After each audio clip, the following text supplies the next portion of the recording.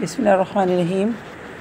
ہزاروں لاکھوں کروڑوں درود بحضور سرور کونین حضرت محمد مصطفیٰ صلی اللہ علیہ وآلہ وسلم پر۔ آئیے مل کے درود پاک پڑھتے ہیں۔ جزا اللہ تعالی عنا محمد ما هو اہلہ صلی اللہ علیہ وسلم۔ جزا اللہ تعالی عنا محمد ما هو اہلہ صلی اللہ علیہ وسلم۔ جزا اللہ تعالی عنا محمد ما هو اہلہ صلی اللہ علیہ وسلم۔ السلام علیکم، جمعہ مبارک۔ تمام حمد و ثنا اس رب کے لیے جس کی رحمت سے نا امیدی نہیں، جس کی نعمتوں سے دامن خالی نہیں، جس کی مغفرت سے مایوسی نہیں، اور جس کی رحمتوں کا فیضان کبھی نہیں رکتا۔ اللہ آپ کا اور ہم سب کا دامن خوشیوں سے بھر دے۔ اللہم آمین، اللہم آمین، اللہم آمین۔ تو نوازنے پہ آئے تو نواز دے زمانے، تو کریم ہی تو ٹھہرا تو کرم کے کیا ٹھکانے۔ تو غفور معاف فرما، اے رحیم رحم فرما، ڈھونڈے ہے تیری رحمت بخشش کے سو بہانے۔ تو بے نشان نہیں ہے سب میں نشان تیرا، صبح کے ہوں اجالے یا شام کے فسانے۔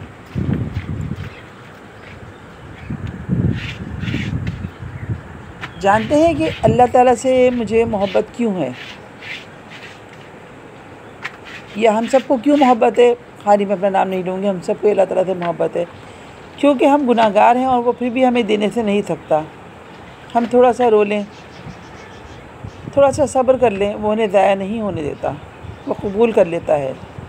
ہم جتنا بڑا بھی گناہ کر لیں وہ ہماری ہر معافی پہ ہمیں معاف بھی کر دیتا ہے، اور صرف اللہ کی ذات ہی ہماری ہے۔ اب اللہ پاک سے محبت کیسے ہوتی ہے؟ تو میں مختصر یہی کہوں گی کہ ہم اس رب کی اب نافرمانی کرتے ہیں اور اس سے امید رکھتے ہیں کہ اس سے محبت ہو جائے، تو ایسا نہیں ہوتا۔ محبت کرنے کے دو ہی قرینے ہوتے ہیں، جس میں سے ادب پہلا قرینہ ہے محبت کے قرینوں میں۔ اور جانتے ہیں ادب کسے کہتے ہیں؟ کہ جس سے محبت کی جائے، اس کی ہر بات کا احترام کیا جائے، اس کا ہر حکم بجا لایا جائے۔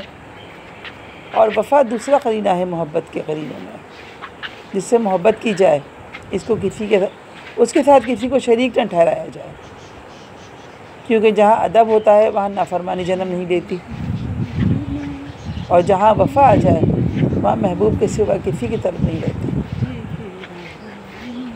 تو سمجھ لیں کہ ادب کرنا سیکھ لیں تو رب سے محبت ہو گئی ہے، اور وفا کرنا سیکھ لیں تو سمجھ لیں کہ رب مل گیا ہے۔ جب ہم گہرے درد میں سوالی بن کر اللہ تعالیٰ کے سامنے جاتے ہیں نا، جب ہماری بے بیاں خاموشیاں اللہ تعالیٰ سے فریاد کر رہی ہوتی ہیں، جب ہم اپنی خطاؤں کی ٹوکری لے کے اس سے رحم کی بھیک مانگ رہے ہوتے ہیں، تو اپنی ساری محبت کے ساتھ ہمارا استقبال کرتا ہے،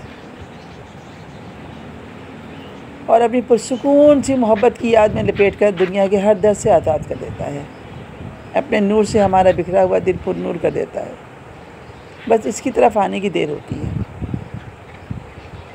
تو اس کی طرف لوٹیں، اس کی طرف پلٹیں،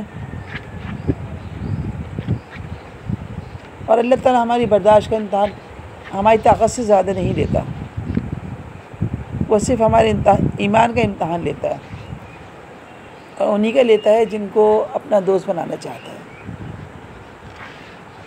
اللہ تعالیٰ کو ہماری برداشت کی حد معلوم ہے، اور اللہ کبھی ہمیں اس حد سے زیادہ نہ غم دیتا ہے، نہ پریشانیاں دیتا ہے، نہ آزمائشیں دیتا ہے۔ ہمیں لگتا ہے کہ ہم تھک گئے، لیکن اللہ تعالیٰ کا حوصلہ ہمارے ساتھ ہوتا ہے۔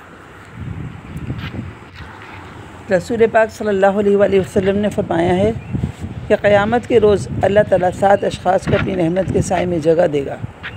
ان میں سے ایک وہ ہے جو اللہ تعالیٰ کو خلوت میں یاد کرتا ہے، اور اللہ تعالیٰ کے خوف سے اس کی آنکھوں میں آنسو نکل آتے ہیں۔ رسول پاک صلی اللہ علیہ وآلہ وسلم نے فرمایا کہ اللہ تعالیٰ فرماتا ہے کہ جب بندہ مجھے اپنے دل میں یاد کرتا ہے تو میں بھی اس کو اپنے دل میں یاد کرتا ہوں، اور جب مجھ کو لوگوں میں یاد کرتا ہے تو میں بھی اس کو جماعت میں یاد کرتا ہوں جو اس کی جماعت سے بہتر ہے، یعنی فرشتے۔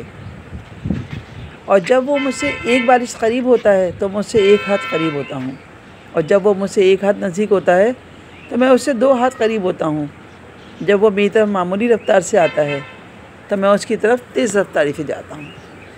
اللہ تعالیٰ ہم کو توفیق دے کہ ہم اللہ تعالیٰ کے نزدیک ہوں، اللہ تعالیٰ کے ذکر سے اپنی خلوتوں کو اور اپنی مجلسوں کو آراستہ کریں۔ بہت دعا ہے اللہ تعالیٰ سے، اے رب کریم مسجد اقصی کو یہودیوں کے ناجائز قبضے سے آزاد فرما اور فلسطینی مجاہدین کی غیب سے مدد فرما، اور ہماری دعائیں، کوششیں اور ہمارے مال ان کے حق میں بہترین بنا کر قبول فرما۔ اے اللہ اہل یہود کو شکست دے اور ان کو ہلا دے۔